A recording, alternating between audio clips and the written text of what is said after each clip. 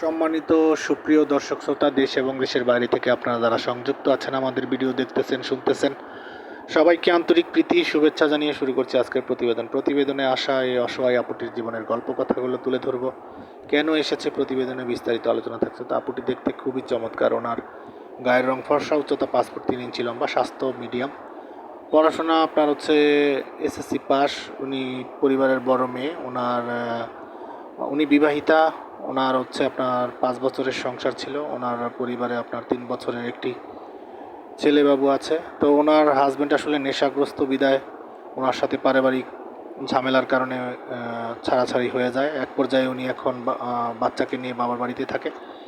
ফ্যামিলিতে আসলে ওনার বাবা মারা গেছে, মাও অসুস্থ, ওনার একজন বড় ভাই আছে। ভাইটি বিবাহ করেনি, সংসারের হাল ধরতে গিয়ে আসলে করা হয়নি।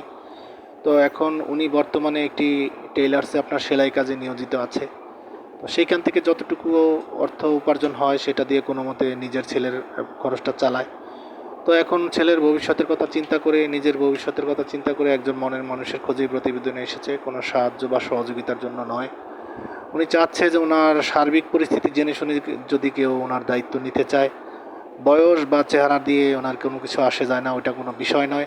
অবশ্যই 3 বেলা ভরণ পোষণের দায়িত্ব নেওয়ার মতন একজন কর্মঠ মানুষের খোঁজেই প্রতিবেদনে এসেছে।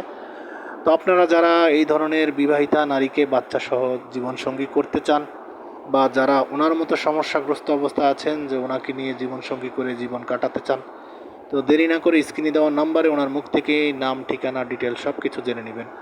আর চ্যানেলের ভিডিও যদি আপনাদের ভালো লাগে, না টেনে পুরো ভিডিওটি দেখবেন এবং চ্যানেলটিকে সাবস্ক্রাইব করে রাখবেন। ভিডিওটি সর্বোচ্চ শেয়ার করে চ্যানেলকে সাপোর্ট করবেন, সেই প্রত্যাশার আজকের মতো এখানেই বিদায় নিচ্ছি। সবাই ভালো থাকুন, সুস্থ থাকুন, স্বপ্নের ছোঁয়া চ্যানেলের সাথে থাকুন। আসসালামু আলাইকুম।